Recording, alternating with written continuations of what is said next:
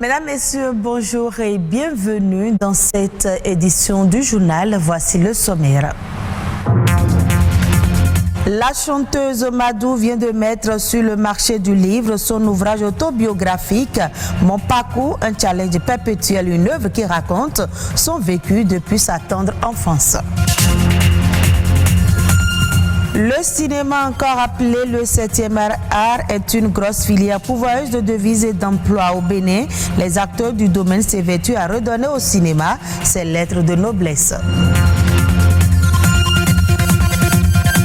Une seule gorgée d'eau fraîche après une activité intense en temps de chaleur peut vous rafraîchir. Mais attention, elle peut également être dangereuse pour la santé.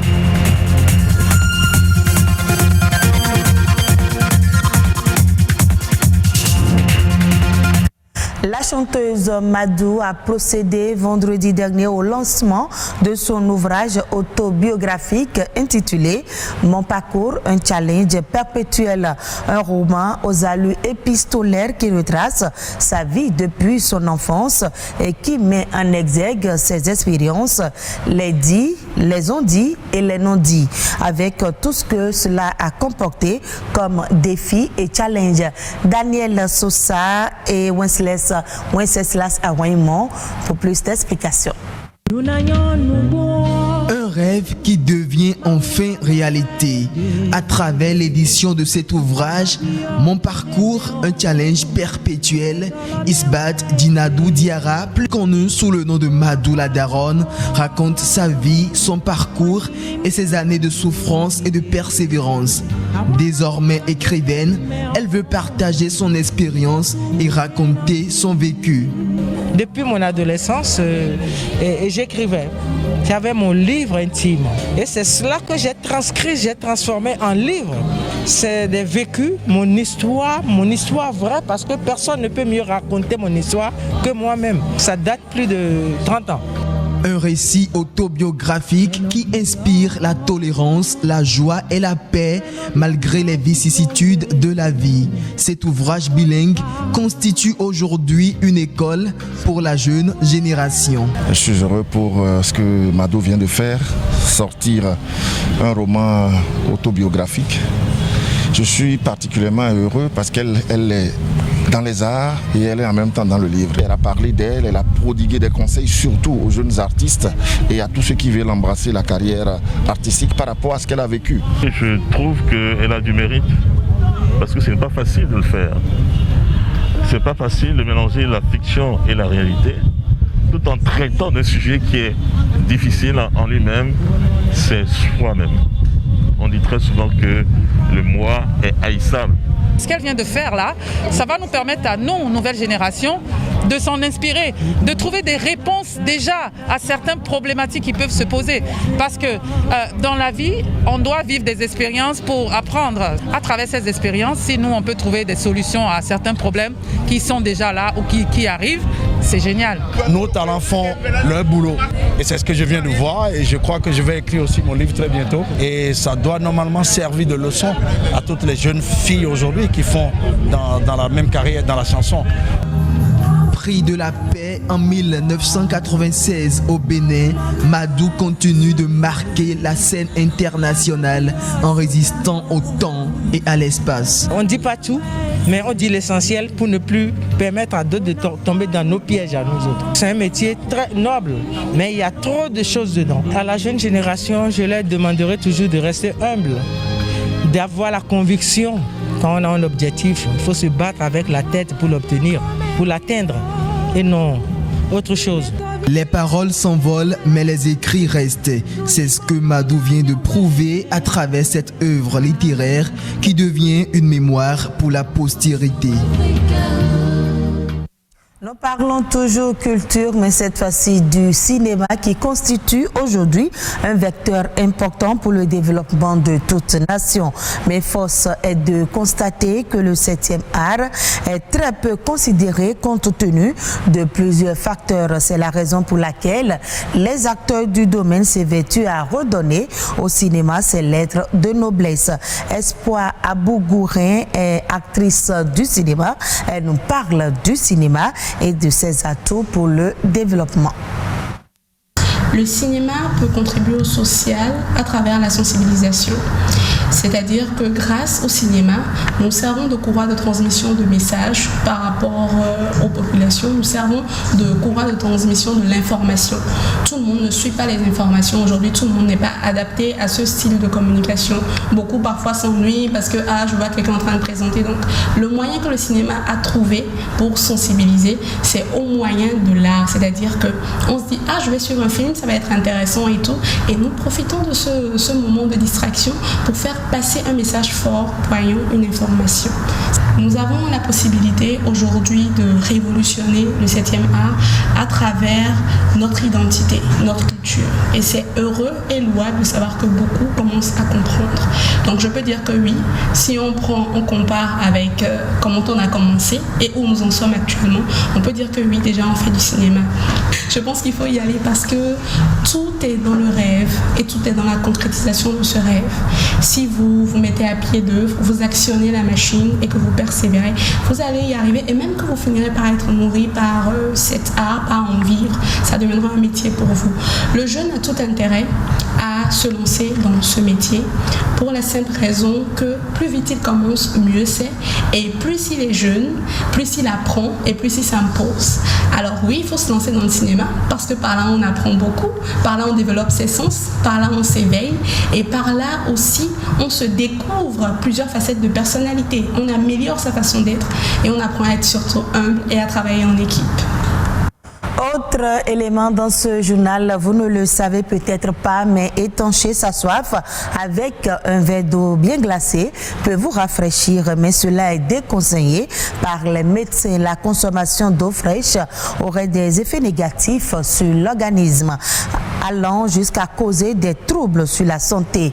Consommation de l'eau glacée et ses conséquences, c'est dans ce reportage. Il y a 3 organes qu'il faut privilégier à les entretenir quand on veut consommer l'eau glacée. Il y a le cœur, le foie et le poumon. Ces 3 organes vitaux ne sont pas réceptifs à la consommation de l'eau glacée. Pourtant, l'eau glacée est très désirée par bon nombre de Béninois, surtout après une journée mouvementée. Quand il fait chaud, nous prenons de l'eau glacée. Quand on a soif, l'eau glacée nous désaltère et on se retrouve mieux. Il paraît qu'elle n'est pas bonne, mais on sent une fraîcheur quand on la consomme. Parfois, quand il fait chaud, je prends de l'eau glacée, mais quand il fait froid aussi, je prends ça. Parfois, ça fait du bien quand on prend ça. L'agréable sensation de fraîcheur et de désaltération que procure à l'organisme l'eau glacée n'est qu'un soulagement temporaire.